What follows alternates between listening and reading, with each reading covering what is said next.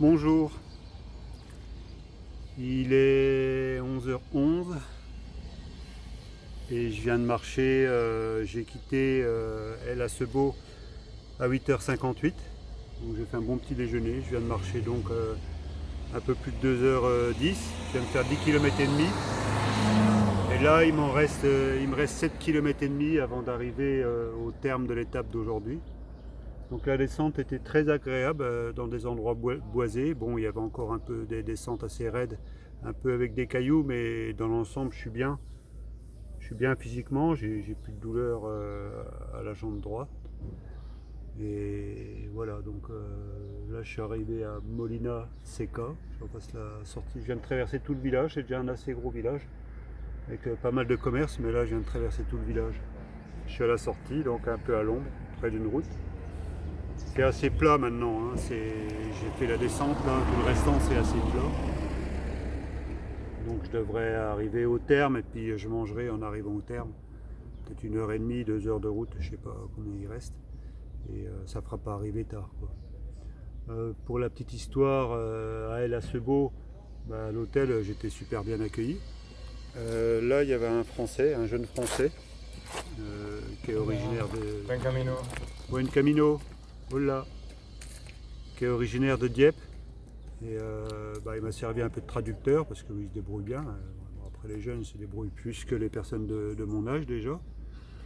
Et en fait il avait prévu de faire un périple, il est parti en février pour traverser bah, toute l'Europe et l'Asie.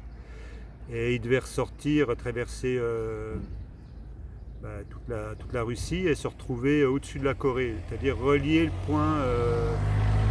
point Pacifique. Donc il est parti, il devait passer par l'Autriche et en arrivant en Autriche, en partant en février, en arrivant en Autriche, il était bloqué par le Covid. Donc en fait il était obligé de faire demi-tour. Il avait pris une année sabbatique pour faire ce périple-là, en vélo.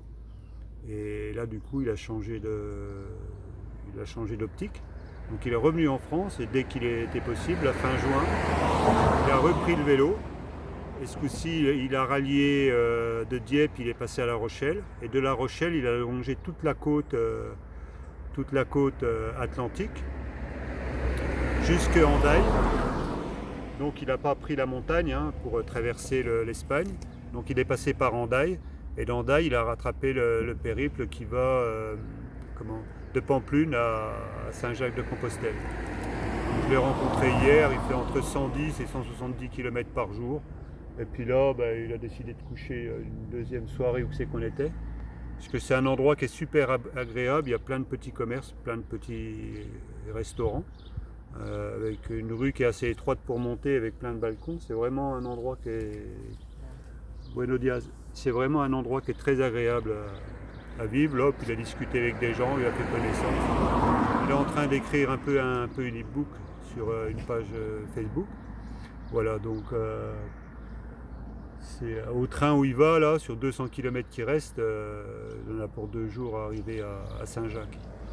Et là, après, il a peut-être prévu de redescendre sur Lisbonne, sur le Portugal, parce qu'il a une connaissance là-haut, donc il va aller peut-être voir pour s'héberger là-haut. Parce qu'on n'est pas loin après, quand on est arrivé à Saint-Jacques, on n'est pas loin non plus du Portugal. Donc voilà, on a discuté de choses et d'autres, et c'était vraiment un endroit qui était très sympathique.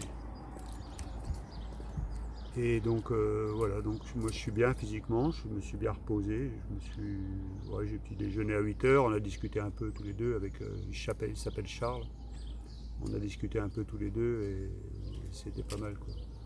Buenos dias. Voilà donc une journée un peu plus calme aujourd'hui, je vais arriver de bonne heure à l'hôtel, ça fera du bien parce que dimanche il y a quand même, samedi pardon, il y a encore un col à monter, un col important. Et samedi soir, le lendemain, je bascule en Galice. Donc je vais quitter la Castille et je vais basculer en Galice. Donc la Castille, ça veut dire château. Hein. J'en ai pas vu beaucoup, mais c'est pas mal d'églises fortifiées. Enfin bon, on n'a pas vu, il y en avait quand même quelques-uns. C'est beaucoup plus des choses qui sont fortifiées qu'autre chose. Voilà, donc quoi dire d'autre, il n'y a rien de particulier. La descente était bien aujourd'hui, c'est agréable. des beaux petits bourgs. Je vais quand même vous montrer un peu le pourtour. On est arrivé en bas là, on a quitté, je viens de là-haut en fait, je viens d'en haut. Donc là ce beau c'était derrière là-haut.